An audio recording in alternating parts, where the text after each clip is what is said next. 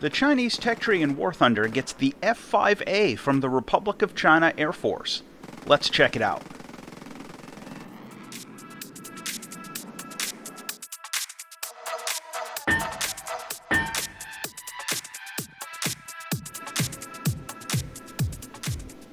If you're interested in the general history of the F-5 and its development, you should check out my video on the F-5A and the American tech tree, where I discuss that in more depth. Here, we're focusing on the F-5A as used by the Republic of China's Air Force. Well, back in 1965, the U.S. Military Assistance Program allowed the Republic of China to start purchasing American equipment.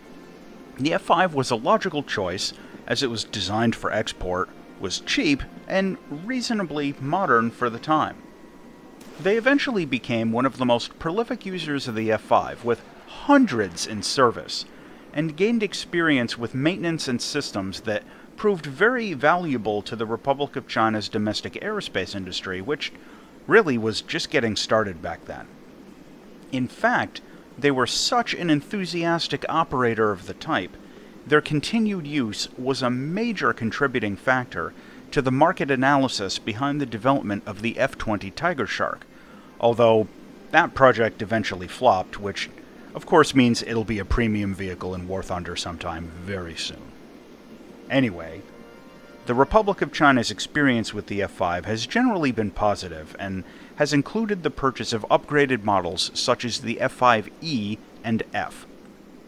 Interestingly, the only combat sorties by Republic of China pilots in the F-5 were basically flying as mercenaries for Yemen back in their 1979 Civil War, where they did manage to get a couple of air-to-air kills. Currently, the Republic of China's Air Force still has about 24 late-model F-5s flying in operational service, although they're scheduled for retirement by the end of the decade. Overall, not a bad service history for a family of aircraft first acquired in 1965. What we have in War Thunder is the basic F-5A, which was the first production model of this plane. Now, let's get it out of the way right up front. This is not the same F-5A that the American tech tree got as a reward from the summer 2021 event.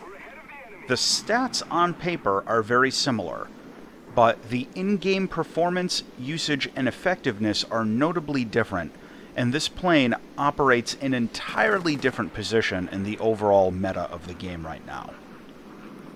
The weapon system of the F-5A isn't great for a plane at BR-11. No radar, and no ballistics computer at all. The weapon loadouts are a standout feature of the plane though, with a huge selection of rockets, bombs, and missiles in different combinations.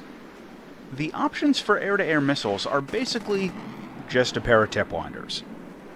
You start off with the simplistic AIM-9B, and thankfully upgrade to the more capable AIM-9P. The P is a decent performing missile, and a respectable upgrade over the AIM-9B, much better than the AIM-9Es that the American F-5A got. For ground attack, you also get the AGM-12, which, in practice, ends up being a pretty good weapon on this plane. In real life, some of the ROC's F-5As were upgraded to carry a basic radar set and an electronic bombing aid, but that isn't available in War Thunder, so all of your air-to-ground weapons are blindfolded, and you miss out on having a search radar, and also the chance to slave your AIM-9Ps to a radar lock. Oh well. The flight performance of the F-5A is mostly good, with a couple of caveats. The acceleration and top-end speed aren't great for top tier, but it's exceptionally maneuverable if you can keep the energy up. It can drop combat flaps at even a little over 900 kilometers an hour, and it doesn't wing rip very easily. And it retains energy pretty well once you get it up to speed.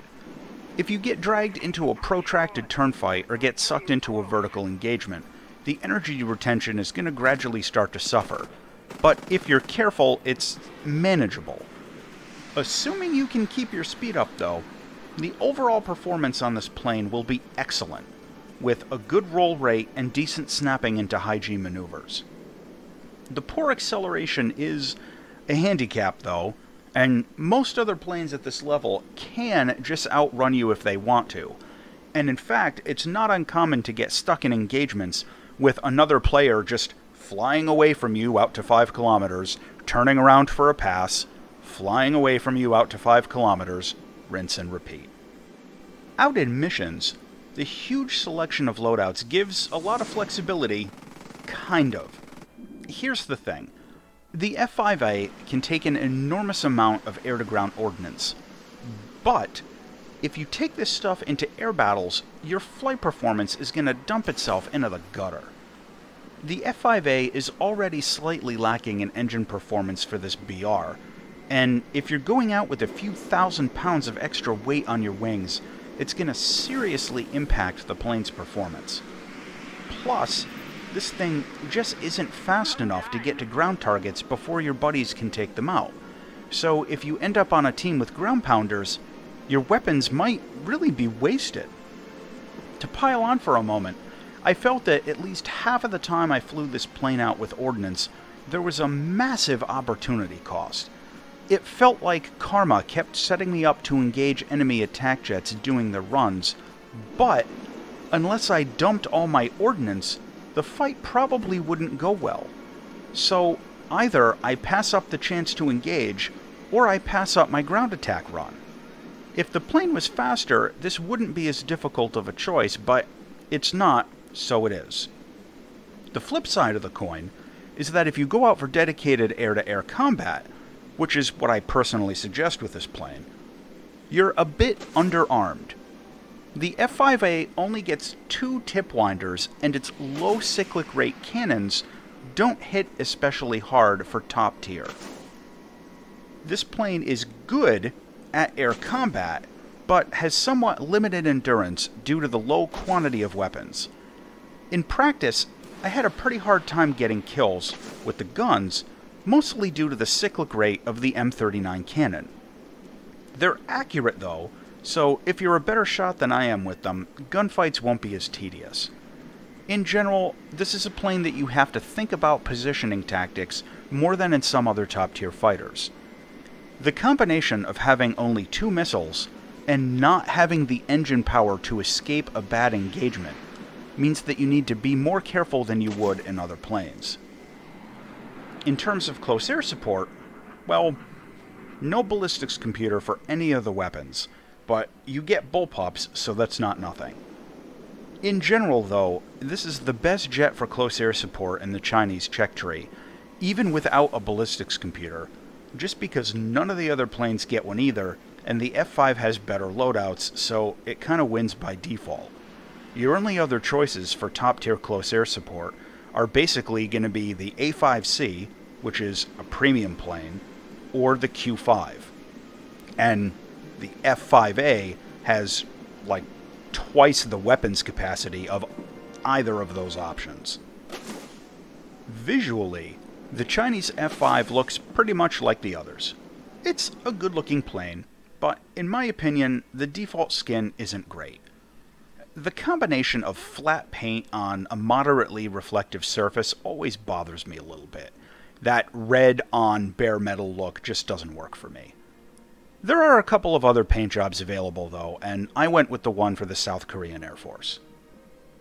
Landing the F-5A is simple. This is a pretty easy jet to set down. You can safely dump gear and flaps a bit over 400 kilometers an hour, and you get a drag chute. You can't really ask for much more than that. Practice once or twice, but it's not bad. The cockpit internals are good, but simple. This plane doesn't have any radar or advanced avionics, so you end up with a really simplistic cockpit. But the visibility is great, and flying this in VR was pretty fun. No complaints. To close out on the Republic of China F-5A. This plane has a large selection of loadouts to fit almost any playstyle. It's exceptionally maneuverable and has adequate countermeasures. However, the engine performance is slightly under-competitive for a top BR jet, and you don't get a radar set or a ballistics computer. Also, it's insanely expensive to repair. over 20,000 Silver Lions. Ugh. The final verdict on the F-5A is that this is an outstanding dogfighter, and as of making this video, this is the best plane for close air support in the Chinese tech tree. If you practice a little, this jet won't let you down. As always, thanks for watching.